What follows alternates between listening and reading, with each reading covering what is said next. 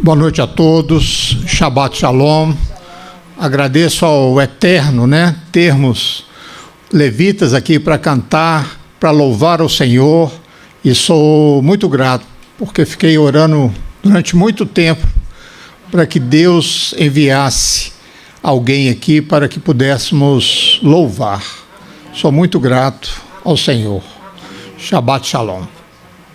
A nossa paraxá de hoje, a nossa porção de hoje, é a paraxá número 46, Ekev, que quer dizer por causa de, pois, ou consequências. Ela está em Deuteronômio 7, 12 e vai até 11, 25. Temos a parte dos profetas, Isaías.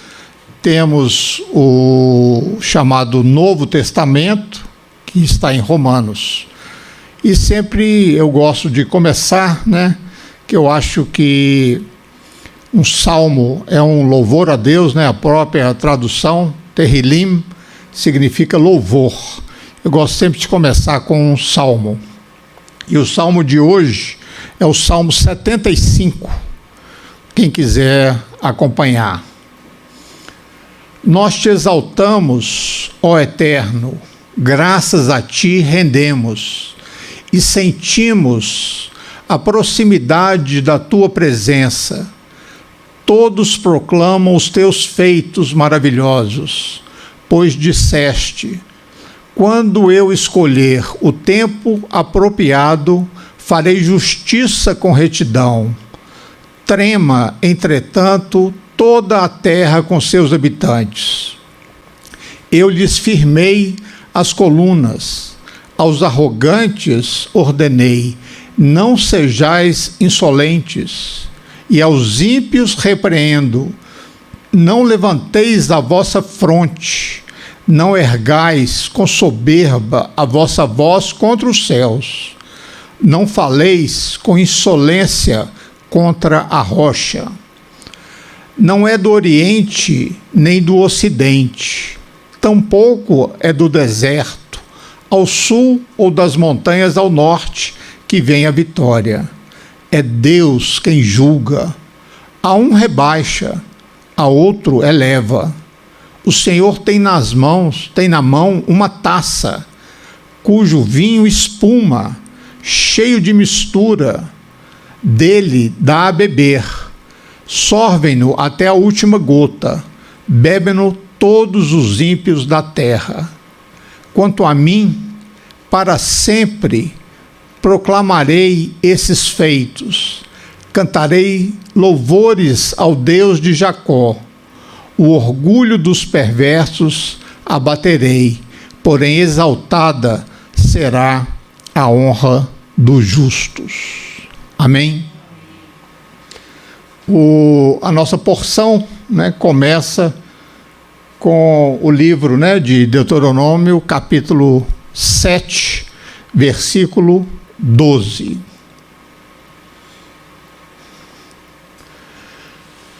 Será, pois, que se ouvindo estes juízos, em hebraico mishpatim, os guardardes e fizerdes, o Eterno teu Deus te guardará o conserto e a beneficência que jurou a teus pais, e amar-te-á, e abençoar-te-á, e te fará multiplicar, e abençoará o fruto do teu ventre, e o fruto da tua terra, e o teu cereal, e o teu mosto, e o teu azeite, e a criação das tuas vacas, e o rebanho do teu gado miúdo, na terra que jurou a teus pais dar-te.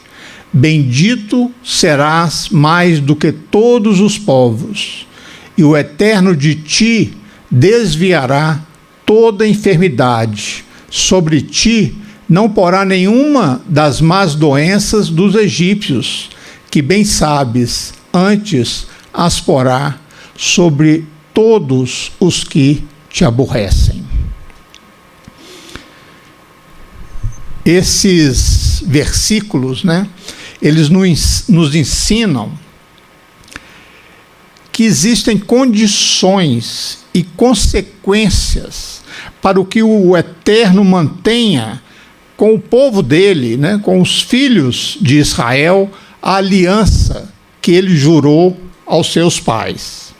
As condições para obter os benefícios desse pacto têm a ver com a fidelidade às leis do Senhor e também com o amor ao próximo. A obediência às leis, né, como dissemos em hebraico, mishpatim, é uma condição para receber o amor do Eterno. Isso nos ensina que o amor que o Eterno nos demonstra, ele está relacionado com o amor que nós demonstramos ao nosso próximo. O mesmo princípio é encontrado também no Novo Testamento, onde vemos que o amor que mostramos ao próximo é um reflexo do nosso amor ao nosso Pai. Está lá em 1 João. A relação entre nós e o próximo determina o nosso relacionamento com o Eterno, com o nosso Pai.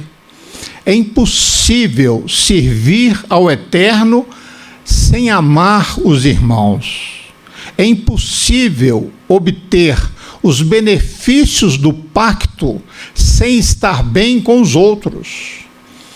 A cura divina é uma consequência da obediência às leis, aos mishpatim, havendo uma relação mais harmoniosa entre os membros da aliança, nós teremos mais benefícios do pacto, que incluem a prosperidade, a cura divina e o poder sobre os inimigos. Isso não quer dizer que em tudo seremos curados, não é isso, mas teremos mais benefícios do Senhor quando nos damos bem com o próximo. Se nós temos relações de inimizade entre nós, torna-se muito mais difícil enfrentarmos os nossos inimigos, as enfermidades que não cicatrizam e a escassez econômica e o deserto espiritual. Essa promessa, ela manteve-se vigente por causa do sacrifício de Yeshua, mas ela só se tornará efetiva quando ele retornar. Sabemos, então, que a consequência final para aqueles que são obedientes às leis do Eterno é a salvação e o paraíso na nova terra, na nova Jerusalém, porque essa na qual nós habitamos já está contaminada. A palavra hebraica, que é traduzida como amar, é ahav. Significa amar, desejar, querer, apaixonar, afeto. E existe dois tipos de amor. O amor condicional, que é amar dependendo das atitudes, do modo de ser, do comportamento do outro. Um exemplo disso são as palavras do próprio Messias, que diz: se alguém me ama, guardará as minhas palavras, e o meu Pai o amará. Já amor incondicional é amar independente das atitudes ou do comportamento do outro. O Eterno não tomou prazer em vós, nem vos escolheu, porque a vossa multidão era mais do que a de todos os outros povos, pois vós éreis menos em número do que todos os povos, mas porque o Eterno vos amava, ou vos amou. Nesse texto de Deuteronômio, que a gente está vendo, a gente vê que o pacto é condicional, de maneira que o povo tem que cumprir os mandamentos para se manter dentro do pacto. A idolatria, ela quebra o pacto entre o Eterno e Israel. Da mesma forma que o adultério quebra a aliança matrimonial entre os cônjuges. Quem comete adultério quebra a aliança do matrimônio. Aquele que não cumpre o mandamento da circuncisão, ele está fora do pacto da circuncisão e não é alcançado pelos benefícios desse pacto. Um pacto, ele tem consequência para ambas as partes. A aliança que o Eterno fez com Abraão, que está lá em Gênesis 15, ela é incondicional. Através dessa aliança, o Eterno colocou a sua própria existência em jogo. Essa é a razão que ele mesmo toma a iniciativa de mudar o coração do povo de Israel para que eles guardem os seus mandamentos e para que as promessas feitas na aliança possam ser aplicadas.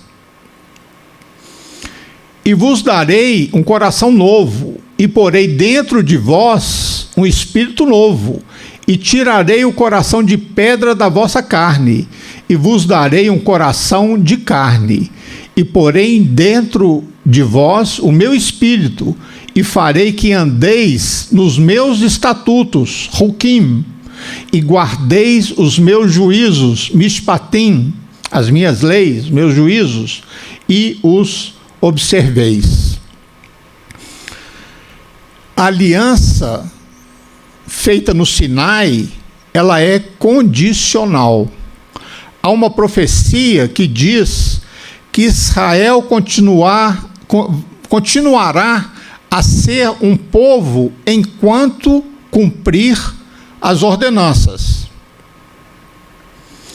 Somente se essas leis deixarem de estabelecer a ordem do universo e desaparecerem da minha presença, declara o Senhor, deixarão os descendentes de Israel de ser uma grande nação diante da minha pessoa, hoje e sempre. Será que Israel deixará de ser fiel a essa aliança? Se a existência de Israel depende da sua fidelidade ao pacto feito com o Senhor, como que o Eterno pode prometer que Israel nunca deixará de existir? A resposta é por causa do remanescente. O que fez com que essas promessas possam ser estabelecidas é a existência de um remanescente fiel, um pequeno grupo dentro de Israel.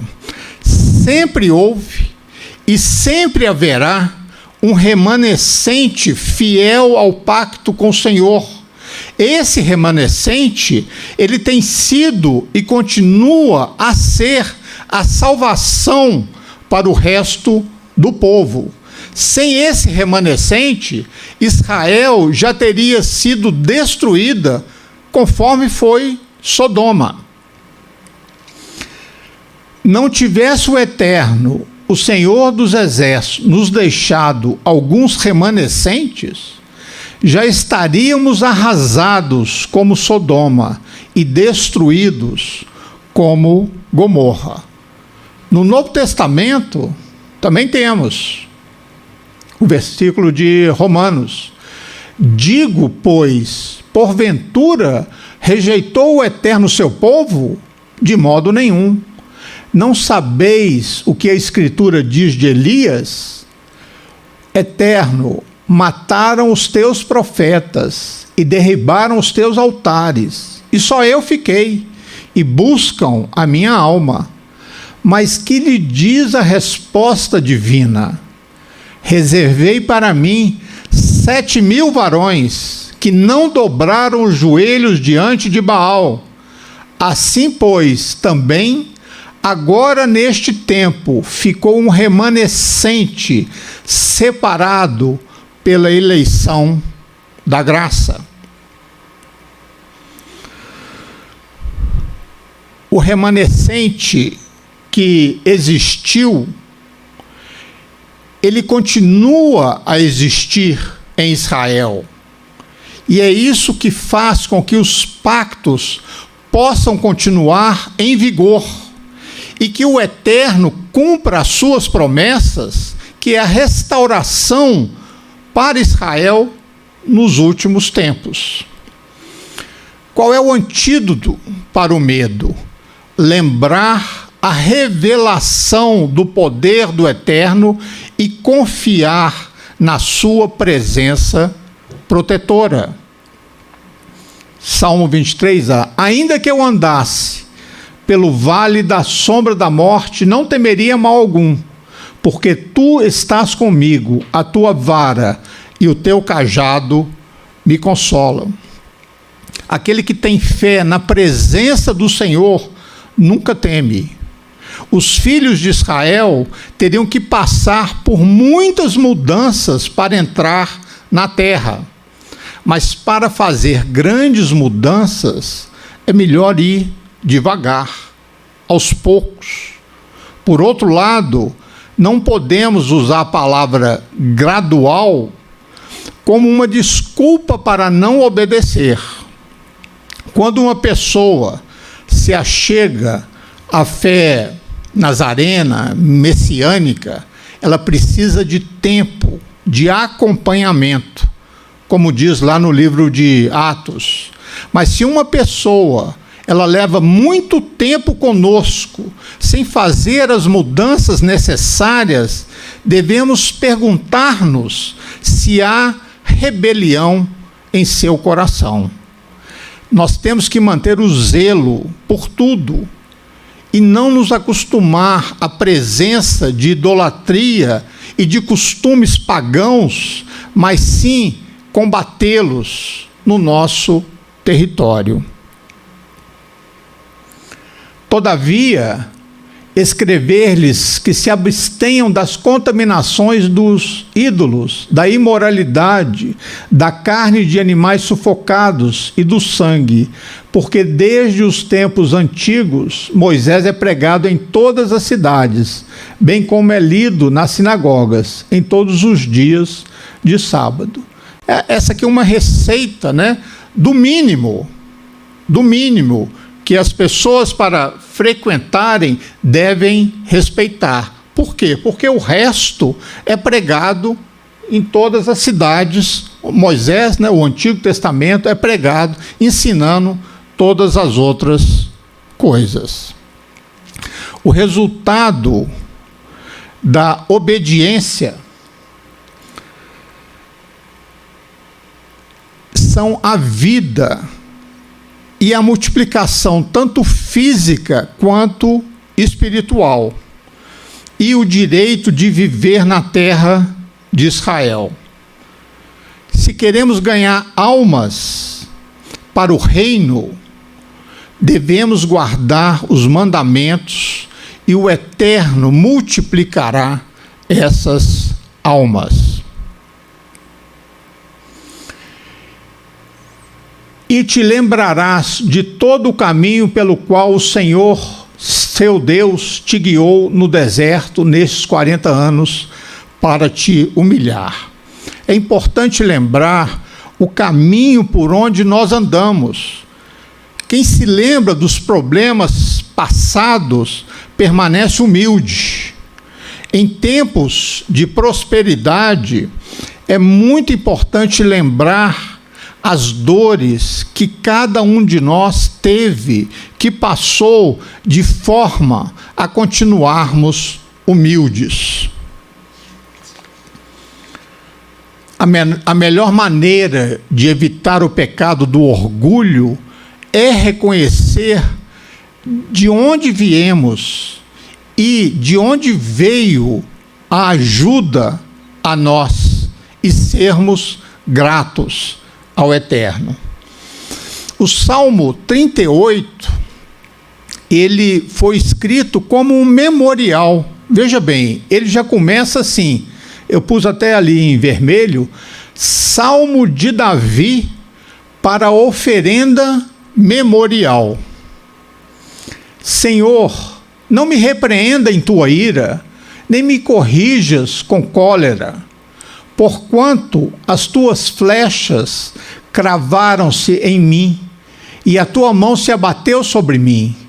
Por causa da tua ira, não há parte ilesa em meu corpo, não há saúde nos meus ossos, em consequência do meu pecado. As minhas culpas me afogam, como fardo pesado, tornaram-se insuportáveis para mim. Minhas feridas cheiram mal e supuram, devido à minha insensatez. Ando encurvado e todo abatido. O dia inteiro perambulo e pranteio. Estou sendo consumido pela febre e sinto todo o meu corpo enfermo. Estou esgotado e ao extremo, ao quebrado, minha alma geme de angústia. Esse salmo, ele fala de todos os sofrimentos que um pecador pode experimentar pelos seus pecados. Mas por que a gente lembrar de um salmo tão pesado, né? tão negativo, para sermos firmes na prosperidade?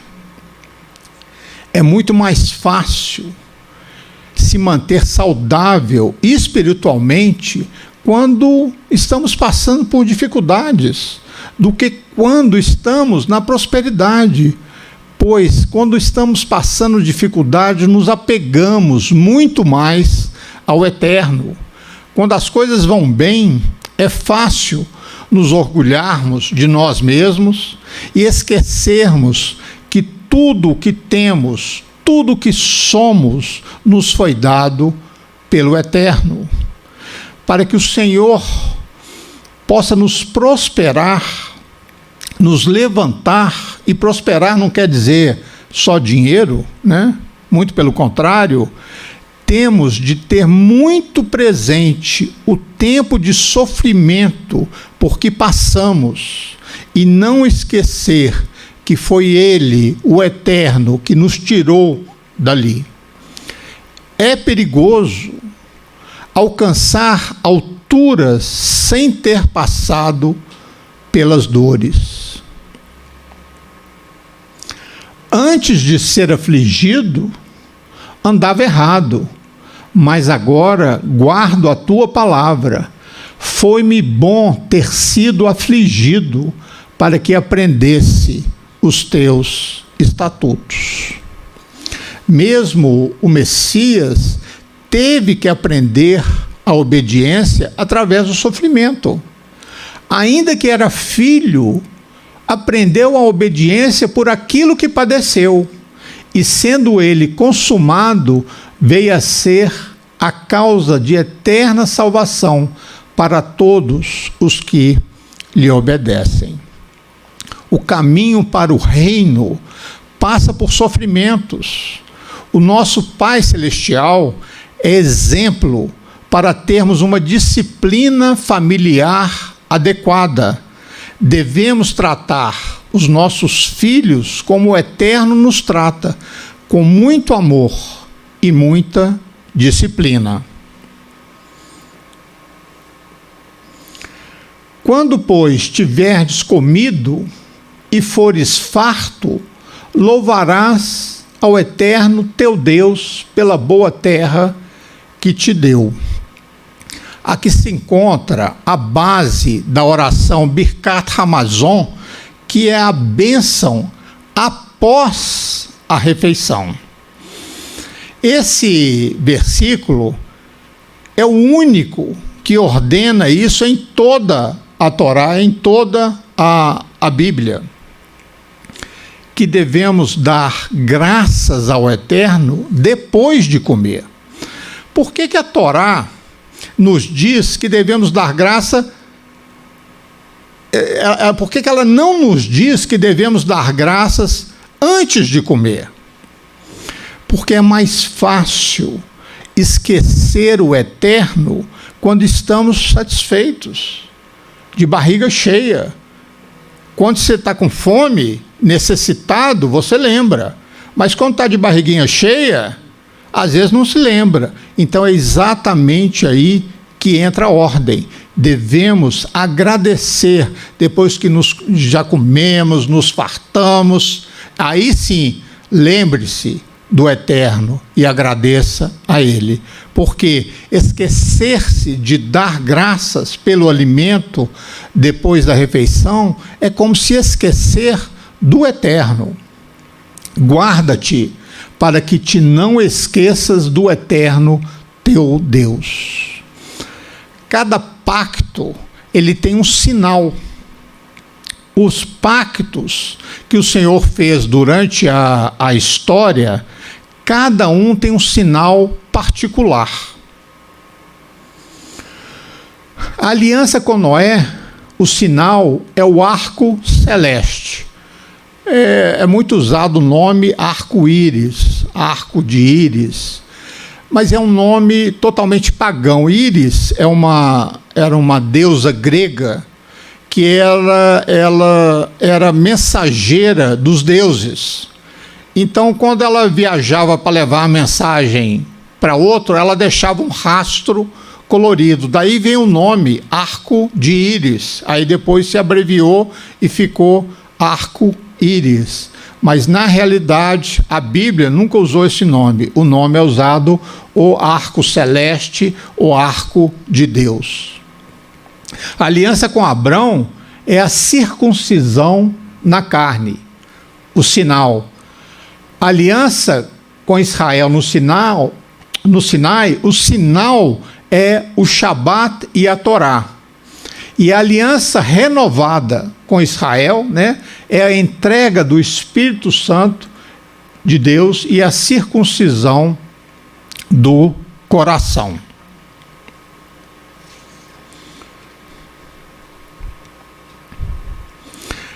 A circuncisão na carne, ela é uma sombra da circuncisão do coração.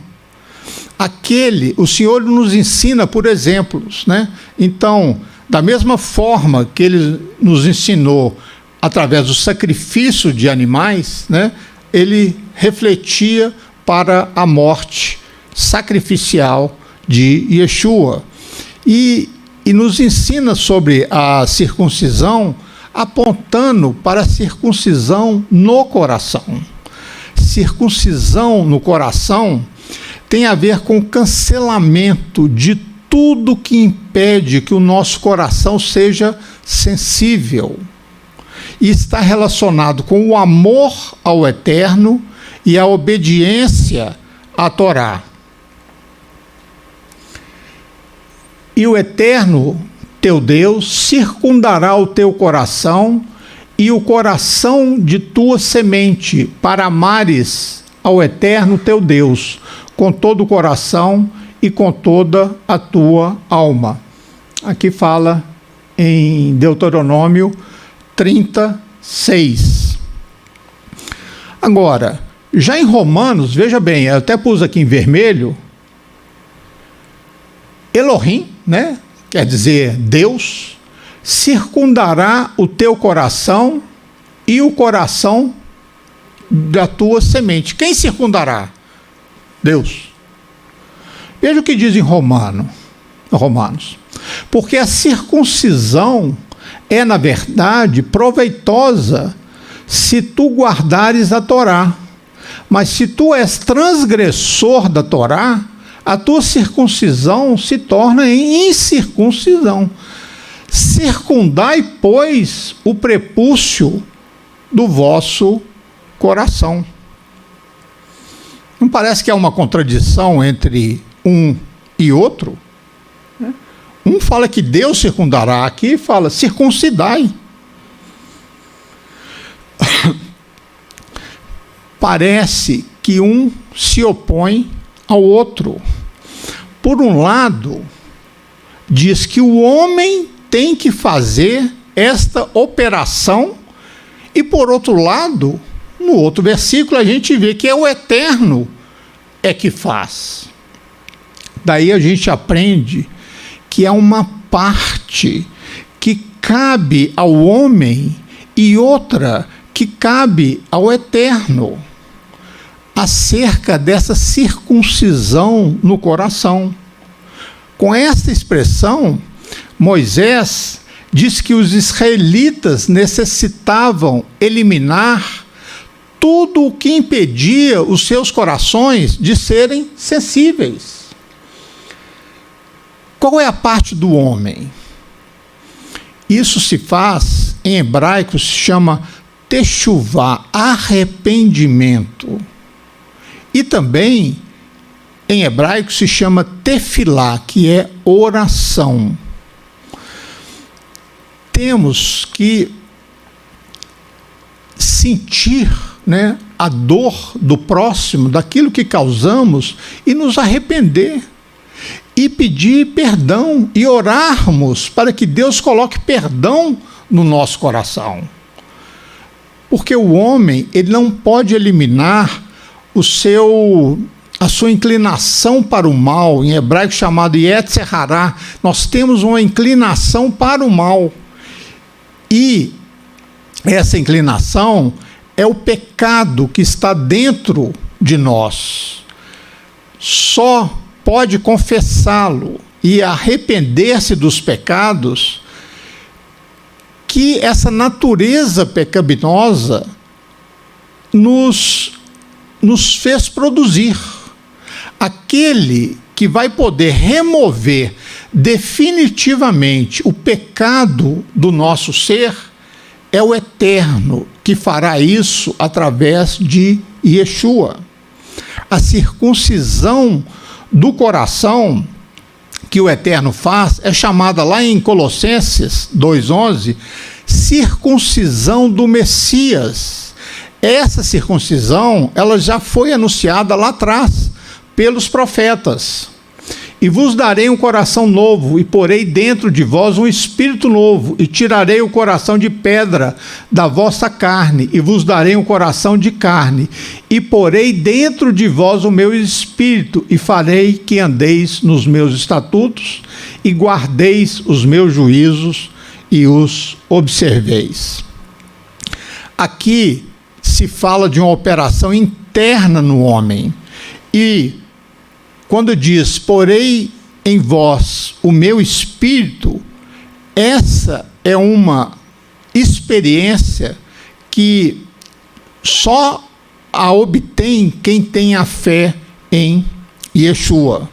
E o resultado da circuncisão que o Messias faz é que estaremos muito mais sensíveis para obedecer aos mandamentos, para a dor do próximo. Nosso coração se tornará muito mais sensível.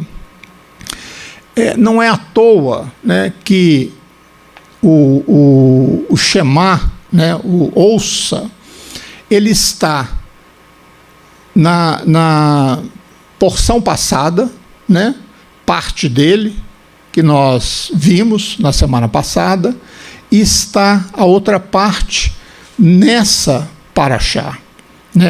Então, se Deus colocou em duas, é porque Ele quer que falemos mais do Shema. Deus, ao fazer o homem, os seres humanos, a sua imagem, e semelhança, Ele estava criando diferenças entre os homens, porque cada um tem um dom, cada um tem uma coisa. Nós não somos iguais, cada um é diferente. E a ponte entre eu e o outro é a conversa, é falar e ouvir. Quando falamos, dizemos aos outros quem somos, mas quando ouvimos, permitimos que os outros possam nos dizer quem são. E esse é um momento revelador. Se eu não posso ouvir as outras pessoas, com certeza eu não posso ouvir a Deus, cuja diferença de nós, ela não é relativa, mas é absoluta. Ouvir outro ser humano é um ato de nos abrirmos para uma mente diferente da nossa. E isso requer coragem. Ouvir é me tornar vulnerável. Minhas certezas mais profundas podem ser abaladas ao entrar em contato ou encontrar uma mente que pensa diferente da maneira que eu penso. Mas isso é essencial para a humanidade, porque é um antídoto para o narcisismo, a crença de que eu sou o centro do universo. É também o antídoto para a mentalidade fundamentalista, que diz: eu estou certo, você está errado, então vai para o inferno. Ouvir é um ato profundamente espiritual, que também pode ser, muitas vezes, doloroso, porque é confortável não ter que ouvir. É confortável não ser desafiado pelo que o outro vai dizer.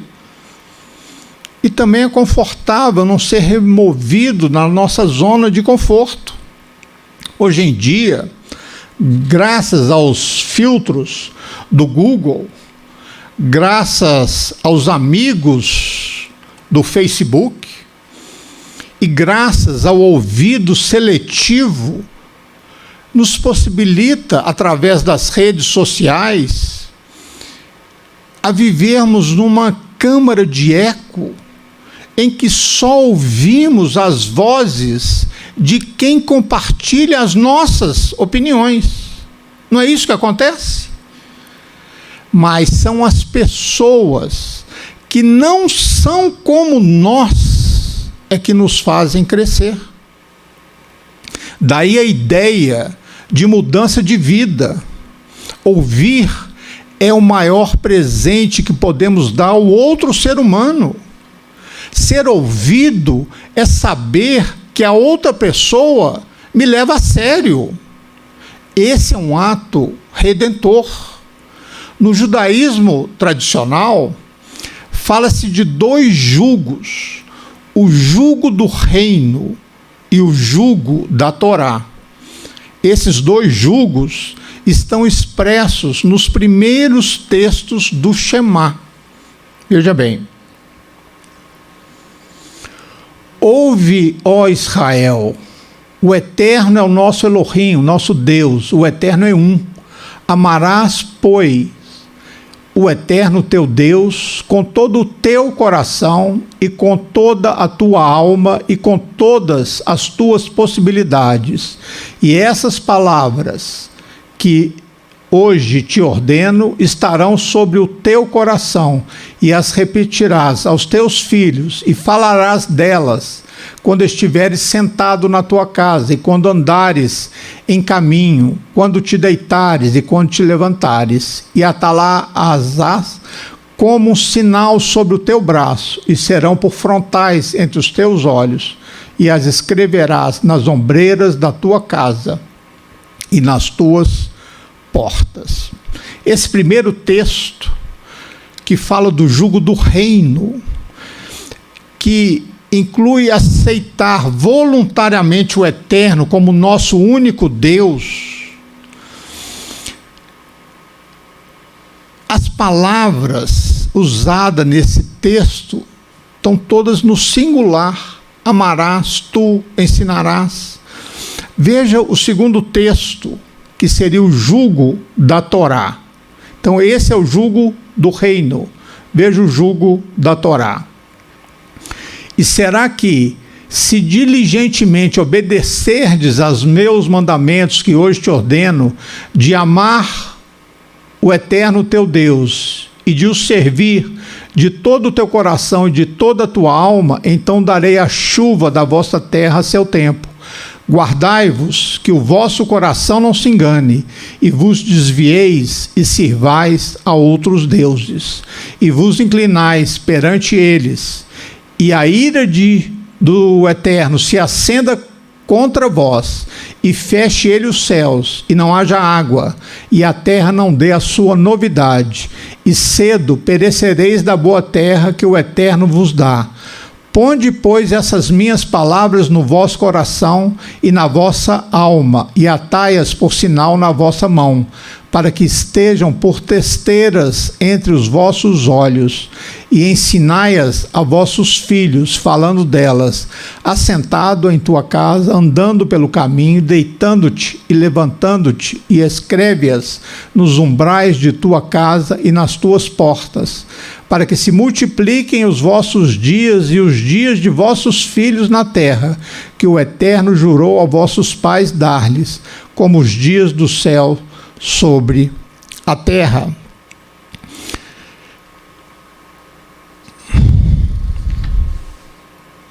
Nesse segundo texto, que é o jugo da Torá, o pronome vós alterna entre uma forma singular e uma plural. No primeiro jugo, o do reino, há só uma maneira, tudo no singular. Amarás, ensinarás, escreverás. Mas no segundo, a gente observa que usa uma forma plural. Obedeceis, nós, vossos, vossas. Mas no versículo 14, muda de novo para o singular. E em seguida, muda novamente para o plural nos versículos 16 a 19. Depois, em seguida, muda novamente para o singular nos versos 19 e 20. E depois no plural nos versos 21. Isso nos ensina que o jugo da Torá, ele está definido para que possamos viver nossas vidas privadas, no singular, em obediência a um relacionamento coletivo.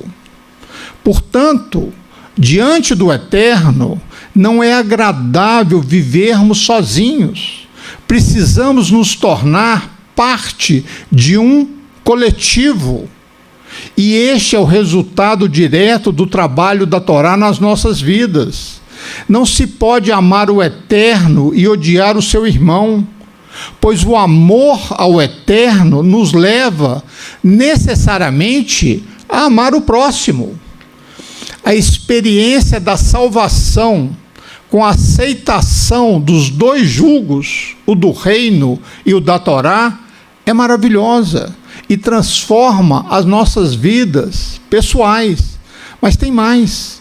À medida que crescemos no conhecimento do Eterno através do estudo da Torá, nós vamos entrar numa nova dimensão da nossa vida espiritual, a dimensão do coletivo. É verdade que nós temos responsabilidades perante o Eterno sobre a nossa vida pessoal. Todos serão julgados individualmente, de acordo com o seu próprio trabalho, com seus pensamentos, com as suas palavras e com as suas ações.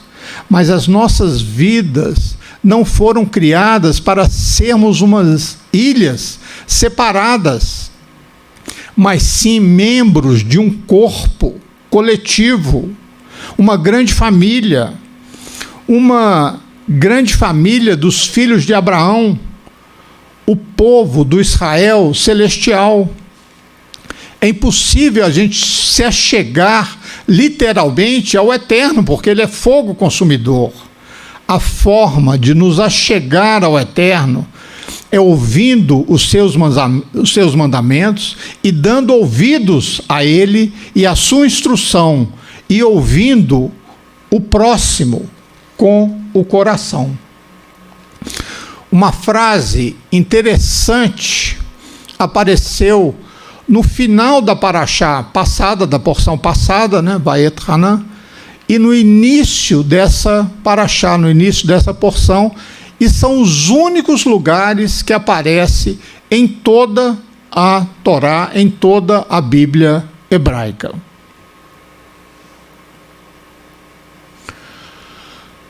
Habrit ve-ha-hesed, em Deuteronômio 7:9, que foi da porção passada. E essa é do primeiro capítulo da nossa Habrit ve-ha-hesed. Vamos ver o que é isso. Saiba, em português, saiba, portanto, que o Senhor, seu Deus, é Deus. Ele é o Deus fiel, mantendo o Brit e o Hesed para 1000 gerações daqueles que o amam e guardam seus mandamentos. Se você, em Deuteronômio 7:12, se você prestar atenção a essas leis e tiver o cuidado de segui-las, o Senhor, seu Deus, manterá o Brit e o Hesed com você, como ele jurou aos seus ancestrais. A frase é estranha. O relacionamento entre Deus e o seu povo é definido como Brit, que é, em hebraico, né, Brit, mas em português é pacto, aliança. E esse é basicamente o conteúdo de toda a Torá. Então, o que será que é acrescentado quando se coloca a palavra Hesed? Os tradutores tiveram muitos problemas com isso. O versículo, né, de abertura da nossa parashá foi traduzido como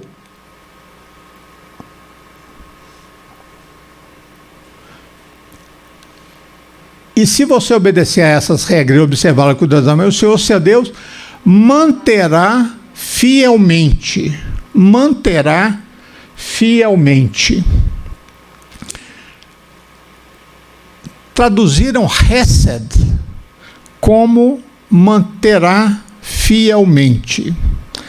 Essa é uma tradução muito forçada, e olha que está na Bíblia King James, que é vamos dizer assim, a melhor tradução do original. E é traduzido de uma forma aqui muito forçada, né? Muito esticada. Já a tradução da NVI traduz Habrit ve-ha-hesed como aliança de amor. Essa é uma tradução muito cristã, porque a aliança feita entre os israelitas e Deus era uma aliança de lei, não apenas de amor. O rabino Kaplan, que traduziu a Torá chamada Torá Viva, né, uma Bíblia, uma versão em português, ele acertou ao traduzi-la como: Deus manterá a aliança e o amor. Não aliança de amor, a aliança e o amor. Mas, ainda assim, o que essa aliança, né, o que significa esse amor que foi adicionado a essa aliança? Isso aí pode até parecer uma questão assim sem importância, né? Não fosse o fato que é raro em toda a Bíblia, né? Ela aparece em momentos chaves da história judaica. Por exemplo, na oração do rei Salomão, na consagração do templo em Jerusalém, ela aparece: Senhor, ó Deus de Israel, não há Deus como tu no céu em cima, na terra ou na terra embaixo. Tu que guardas a aliança e amor com os teus servos que continuam de todo o coração no teu caminho. Após o exílio na Babilônia, a nação se reuniu com Esdras, né, e Neemias, lá em Jerusalém, e renovou essa aliança, que também é usada aqui.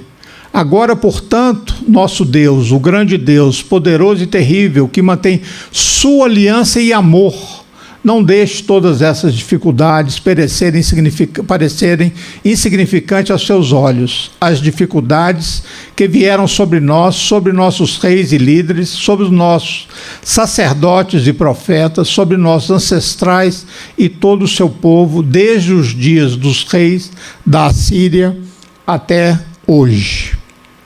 Nesses momentos críticos, né, quando Moisés renovou a aliança às margens do Jordão, e quando Salomão dedicou o templo, e quando também o povo se juntou a Esdras e Neemias para rededicar o templo, eles tiveram cuidado de definir o relacionamento entre Deus e o povo como um Brit e um Hesed, aliança e amor.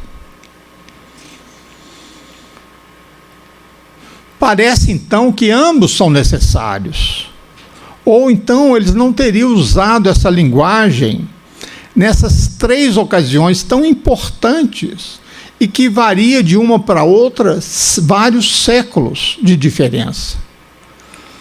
No Talmud, em Pirkei Avot, é explicada a definição de Hesed, eles traduzem como uma gentileza extraordinária, ou seja, uma graça. O próprio ato da criação é um ato de bondade de Deus, de graça de Deus. O universo, como diz lá no Salmo 89, é construído no amor e na bondade. A tradução é essa, mas é construído na graça. A diferença entre as 3 palavras que muita gente faz confusão é Hesed, é graça, Tzedaká é caridade, e Mishpat é leis, juízos. Sobre os Mishpat, sobre as leis, eu tenho um direito legal. Sobre Tzedaká, eu tenho um direito, vamos dizer assim, moral. Mas sobre Hesed, sobre graça, eu não tenho direito nenhum. Quando alguém age comigo com Hesed, é um ato de pura graça. Eu não fiz nada para merecer isso. Mas graça não é uma coisa só de Deus? Não. Nós somos... Deus nos fez semelhante a Ele, como nós cantamos na última música que o Beto tocou. A graça de Deus, nós podemos ser gracioso com outros. Você age de uma forma com outros sem anotar no seu livrinho, na coluna de débito, simplesmente com um ato de amor no coração, sem querer nada em troca, sem ele merecer aquilo. Isso é Hesed, que nós temos que aprender a praticar. Citando o Salmo 89, né, que fala que o universo é construído na graça, a criação toda foi um ato de graça do Senhor para o seu povo. Ninguém jamais cria alguma coisa porque a pessoa merece que aquilo seja criado. As criações, elas não existem antes de serem criadas. Um exemplo humano, sem falar mais na graça de Deus, mas um exemplo clássico de graça é o livro de Ruth. conhecida como a obra da excelência da graça, a obra da excelência de Hesed. O Rabino Zeira disse o seguinte: esse livro não contém nada que diga a respeito de pureza e impureza. Esse livro não tem nada que diz sobre o que é proibido ou o que é permitido. Por que então ele foi escrito? Para nos ensinar a grandeza da recompensa por atos de Hesed. Existem duas cenas principais no livro. A primeira ocorre quando Noemi, que perdeu o marido e os filhos, decide voltar para Israel. Ela diz às suas duas noras: volte cada uma de vocês para a casa da sua mãe. Que o Senhor mostre Hesed com você, como você tem demonstrado Hesed para com seus maridos mortos e também para comigo. Ela estava dizendo a elas que elas não tinham mais obrigação com ela. Elas foram casadas com seus filhos, mas agora elas são viúvas. Naomi não tem outros filhos. Por serem moabitas, eles serão estrangeiros em Israel. E não tem por que eles irem para lá. Vocês não me devem nada, era o que ela estava dizendo a elas. Vocês têm sido gentis comigo, vocês têm sido boas noras comigo, mas agora cada uma deve seguir o seu caminho. O segundo discurso é quando Ruth foi colher grãos no campo de Boaz. E Boaz a trata com grande consideração. E ela pergunta para ele: por que encontrei tanto reconhecimento em seus olhos e você me notou, sendo que eu sou uma estrangeira? As duas palavras-chave aqui é reconhecimento e estrangeira. Reconhecimento significa que você se comportou comigo como se tivesse alguma obrigação comigo. Mas eu sou uma estrangeira. Essa palavra estrangeira aqui não significa aquele estrangeiro que reside há tempos em Israel e tem uma série de deveres que o residente teria que ter com ele, uma série de benefícios que o residente teria. Significa um estranho completo, um estrangeiro que não é residente de Israel, que não tem direito a nada. Ruth está dizendo a Boaz: você não me deve nada. Isso é que torna o livro de Ruth o supremo de Hesed, de graça. Isso é o bem feito a uma outra pessoa que não tem direito nenhum sobre você. O que Ruth faz por Noemi é o que Boaz faz por Ruth. Isso não é mishpat, não é lei. Isso não é tzedakah, não é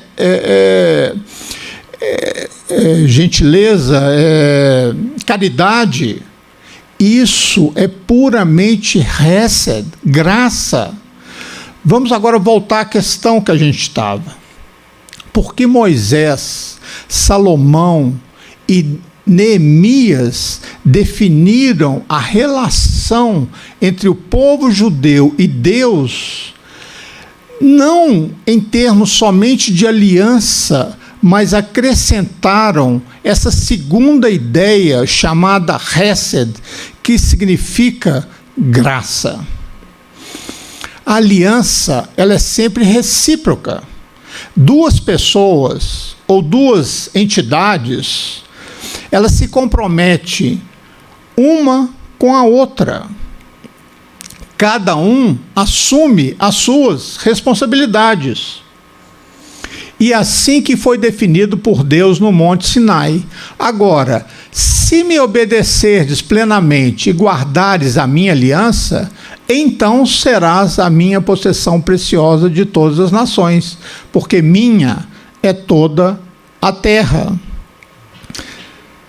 Se você é meu povo, eu serei seu Deus. Se você me servir, então eu o abençoarei. Cada aliança tem essa qualidade, se e então. Portanto, toda aliança ela é vulnerável. Isso é que o Moisés está enfatizando no livro de Devarim. Não tome a terra ou suas bênçãos como garantia. Se você se sair bem, obedecendo, as coisas vão correr bem para o seu lado. Mas se você se sair mal, grandes perigos te aguardam. Isso é aliança. Hesed é o contrário. Não existe essa qualidade se e então. Ela é dada pela bondade do doador e dependente do valor de quem recebe. Quando Moisés, Salomão e Neemias se referiram a Hesed, acrescentando a aliança, eles estavam fazendo um pedido implícito a Deus que tem um significado fundamental. Mesmo se nós deixarmos de honrar a aliança, por favor, Senhor, tenha misericórdia de nós, pois o Senhor é bom, mesmo quando nós não somos. O Senhor faz o bem, mesmo quando não merecemos, pois sua Hesed é eterna. Os versos em nossa paraxá, eles soam como condicionais. Se você prestar atenção a essas leis, então o Senhor Deus manterá o Brit e o Hesed, a aliança e a graça. Isso sugere que recebemos a graça se merecermos, mas isso não é verdade. Não é assim, porque no final das maldições de Berrocotai, que está lá no livro de Levítico 26, diz o seguinte: apesar disso, quando eles estiverem na terra dos seus inimigos, não os rejeitarei, nem os abominarei, para destruí-los completamente, quebrando a minha aliança com eles. Eu sou o Senhor, seu Deus. Deus nunca quebrará a aliança, mesmo que nós a quebremos por causa de sua graça. O Tanar, a Bíblia hebraica, descreve o relacionamento entre Deus e Israel de duas maneiras: como marido e mulher e como pai e filho. Entre marido e mulher pode haver divórcio, mas entre pai e filho, não. Eles podem estar separados, mas o pai será sempre pai e o filho será sempre filho. Casamento é uma aliança, a paternidade não.